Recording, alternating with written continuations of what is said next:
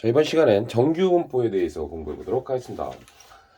지난 시간에는 연속 확률 변수에 대해서 잠깐 얘기했었고요. 자, 일단 정규분포가 뭔지 한번 보도록 할 건데요. 정규분포는 뭐냐면 이항분포의 반대말인 거예요. 이항분포.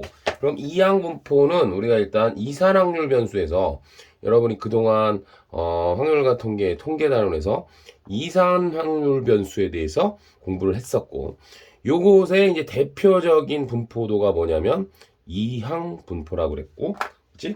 기호로 얘를 어떻게 썼다, 그치? B 이렇게 썼고, 시행 횟수 그 다음 확률 이렇게 썼어. 그래서 이제 이항분포의 장점은 이산확률 변수에서는 우리가 이렇게, 그쵸? 속칭 x 놓고요 px 놓아서 노가다 위아래 이렇게 따당따당 곱하면서 이렇게 평균을 구했잖아. 그쵸? 근데 이항분포로 했을 때는 어떻게 했었어 그때? 이항분포의 평균은 쉽게 구할 수 있었죠? 뭐였죠? np 복습 한번 합시다. 그 다음에 분사는 뭐냐면 npq, q는 1-p였고, 뭐 시그마 x는 여기다 루트를 씌우면 됐었죠. vx에다. 자, 요 정도 잠깐 복습을 하고 넘어갈게. 그래서 이산확률 변수의 고등 과정에서 대표적인 분포를 보다 이항분포라고 배웠습니다. 자, 그렇다면 지난 시간에 우리가 연속 확률 변수라는 걸 배웠잖아. 연속 확률 변수. 아이고, 이러니 이거. 연속 확률 변수라는 건 뭐야? 우리 차이는 알고 있죠?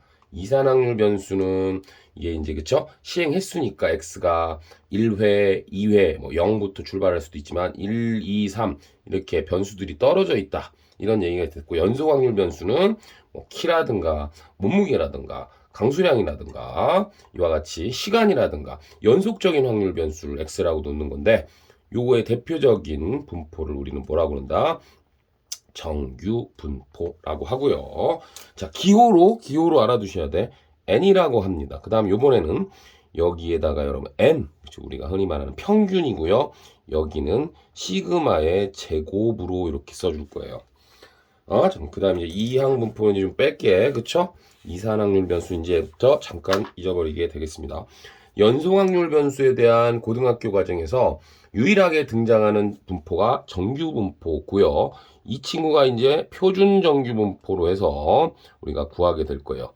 표준 정규분포라는 건 뭐냐면 이 평균, 요게 평균이고 여기는 이제 분산인데 여러분 조심할 게, 요거는 우리가 말하는 평균입니다. 평균.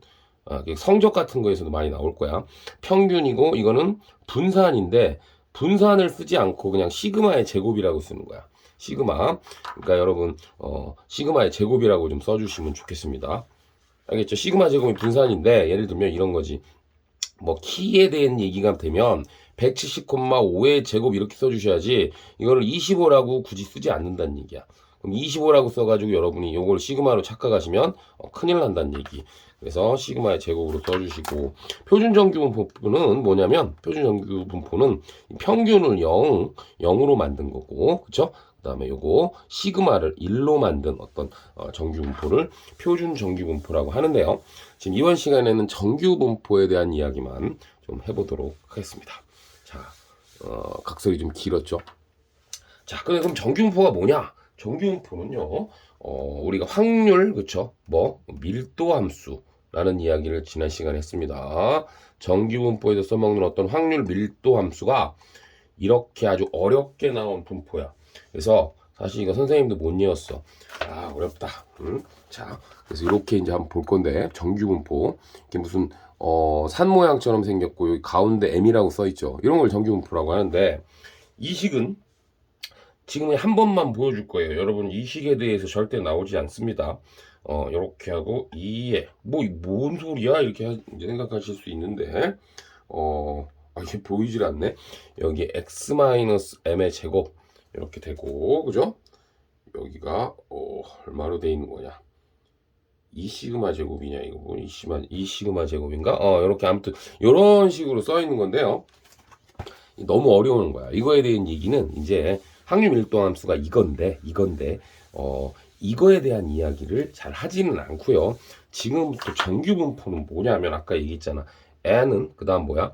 평균하고 시그마 제곱으로서 주어진 이 분포에 대한 곡선 이야기를 하게 되겠습니다. 그래서 정규 분포는 어떻게 되는 거냐면 여기에 가운데에 이렇게 평균이 이렇게 생깁니다. 그 다음 시그마가 주어진다면은 이 녀석들은 이런 좌우의 대칭 모양의 종곡선이 이제 이렇게 이루어지는 거야. 그럼 여러분 이런 그림을 어디서 좀 본 것 같지 않아요? 이걸 평균이라고 그러고, 그쵸? 이걸 뭐라고 그러죠? 이걸 표준편차. 이걸 표준편차라고 그러잖아, 그치? 표준편차가 주어진다면, 학자들이 연구한 거죠. 어떤 여기 보시면 이제 키나 강수량, 몸무게 등 자연 현상에 이런 거에서 그 자료를 정리해서 이제 계급의 크기를 매우 작게 해버리면 이렇게 평균이 가운데 오고 종 모양의 대칭의 곡선이 된다라는 게 알려져 있다 이런 얘기야. 그리고 이거는 사실은 이게 이제 x축이라고 그러면요. 사실 이렇게 우리 수열의 함수의 극한 배웠잖아. 극한처럼 영원히 이쪽에 x축에 붙어갑니다. 그래서 범위는 사실은 마이너스 무한대서부터 무한대까지 되는 거예요. 자, 그리고 여기에 있는 이 것들이 바로 뭐다? 확률. 이 면적값이 확률이 되는 거야. 예를 들어서 여기가 이게 M은 이제 평균인 거 아시겠죠?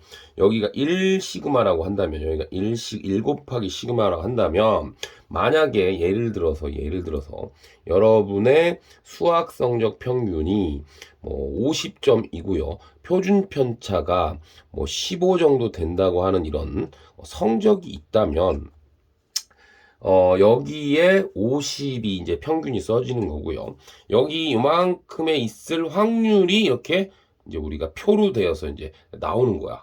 이 면적이 바로 확률이 된다는 거고, 확률이 되니까 이 곡선과 아까 그 확률 밀도 함수가 매우 복잡하게 됐던 이 곡선과 x축으로 둘러싸인 넓이는 얼마입니까? 1이 된다라는 거. 그런 거를 좀 알아주시면 되겠다라는 거야. 그래서 처음에는 정규 분포 곡선의 여러분 성질을 좀 아셔야 됩니다. 이거는 여러분이 정리를 해놔야 돼. 시험 문제 한 문제 나오니까. 그래서 이 친구는 뭐냐면 x는 m에 대해서 좌우 대칭이 됩니다. 대칭. 그럼 m은 뭐다? 평균이 돼버린다 그랬습니다. 아까 정규 분포는 뭐하고 얘기하는 거라고? 평균하고 분산, 즉 시그마에 대한 이야기, 시그마의 제곱으로 써줄 수 있는 것이 정규 분포 대칭. 됐죠? 그리고 요걸 뭐 종 모양이라고 하니까 이거를 우리가 종 모양의 곡선이다. 이렇게 하나 정리를 해놔 봅시다. 두 번째는요. 언제 최대를 가지냐면 x는 m일 때 최대값을 갖습니다. 근데 이 최대값은 아까 그 확률 밀도 함수에서 나오는 거기 때문에 사실은 최대값이 얼마다라는 것까지는 사실은 크게 중요하지는 않은 것 같습니다. 어쨌든 최대값이 이렇게 루트 뭐 2파이 시그마분의 1이다. 이런 거 알아주시면 되겠고요. 세 번째 그 다음 곡선. 그치, 곡선과 x축 사이의 x축 사이 넓이는 확률이다 보니까 얼마다? 무조건 1이다라는 거 여러분 기억해 주세요. 요 곡선과 x축과 둘러싸인 넓이 이게 쭉 해서 여기 점근선이 x축이 되는 거야. 여기 x축인데 x축이 점근선이 되는 겁니다.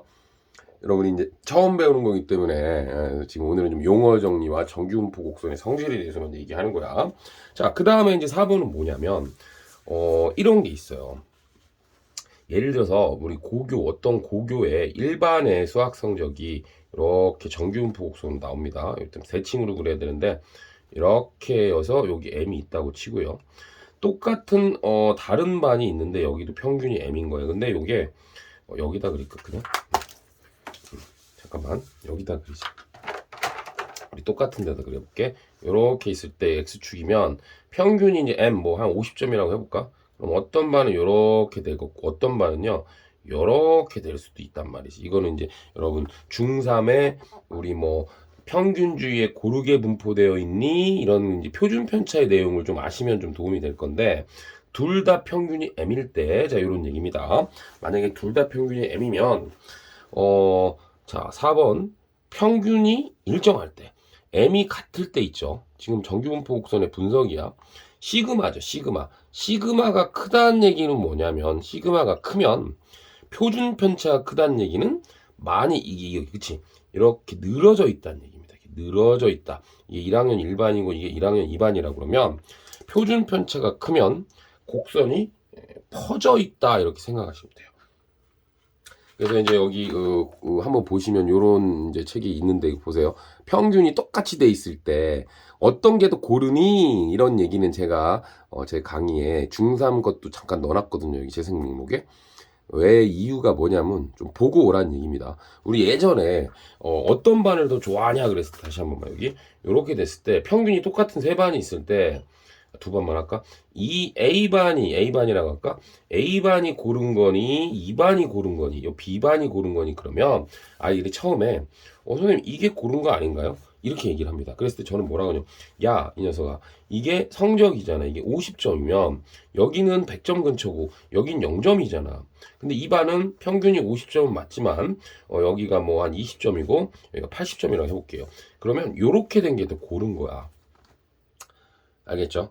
그래서 시그마가 크고 시그마가 작으면 여기에 대해서 분석도 해 놓으셔야 돼. 시그마가 크면 이런 식으로 늘어지고 시그마가 작으면 이렇게 위로 뾰족하게 되는 거야. 근데 그 이유는 이런 게 있어요. 아까 이 곡선과 둘러싸인 이 면적 여기 그쵸?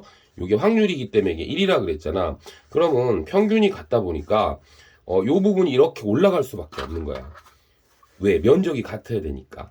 자, 요거는 뭐 사실 조금 디테일한 얘기인데, 만약에 평균이 같은 반에 있어서, 요 부분만큼 요만큼이라는 요 확률이 이렇게 나올 거 아닙니까?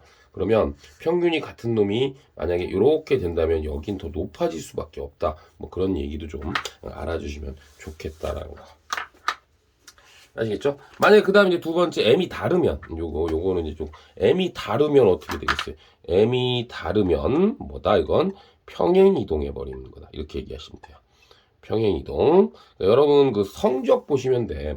1학년 1반은 이렇게 돼서 여기 좀 이 그림이 그리기 이상하다. 50점이잖아요, 평균이. 이게 M이 변한다 그러면 만약 M이 70점인 반이 있으면 이게 그대로 이렇게 옮겨온다고 생각하시면 돼요. 오케이. 뭐라고 이게 M이 여기 있는데 M이 M-로 올라갔다 그러면 바뀌었다 그러면 표준 편차가 동일할 때 시그마가 동일할 때 M이 다르다면 이 평행이동 이 지금 아까의 정규분포 곡선을 평행이동해 가면 되는 거니까 결국 모양새는 똑같고 축의 위치만 변한다. 그래서 축의 위치만 변한다. 이렇게 여러분이 기억을 해주시면 되겠습니다.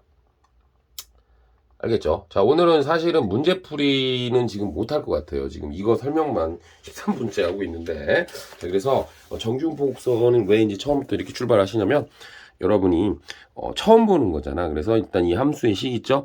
이 함수의 식은 질량, 확률, 밀도 함수가 이렇게 된다. 이렇게 알아두시고요. 정규분포 곡선인데 이 녀석이 연속 확률 변수에서 나오는 거고 이렇게 상대도수를 아주 크게 해서 만들면 이렇게 조사한 거다. 이 식들은 절대 볼 일은 없을 겁니다. 앞으로. 그래서 여기 내용에 대해서 이제 여러분이 공부를 해 놓으셨으면 좋겠다. 그리고 이제 선생님이 아까 얘기했던 이제 그림을 좀 삐뚤빼뚤하게 그렸는데, M, 평균이 똑같을 때는요, 어떤 시그마에 따라서 이렇게 넓게, 시그마가 표준 편차잖아. 표준 편차라는 거는 평균과 떨어진 정도란 뜻이잖아요. 산포도 중3 때 복습을 했을 거예요. 그래서 산포도가 크니까 널찍하게 되고요. 산포도가 작다, 표준 편차가 작으면 뾰족하게 된다. 이렇게 알아두시고, M이 달라지면 옆으로 평행이동해 간다. 여기까지 여러분이 좀 알아주시면 되겠어. 자, 그래서 오늘은 정규분포에 대한 기초 용어와 개념 설명만 좀 해드렸고요. 정규분포 두 번째 시간에 문제풀이와 표준 정규분포의 제토화까지 해서 올려드리도록 하겠습니다.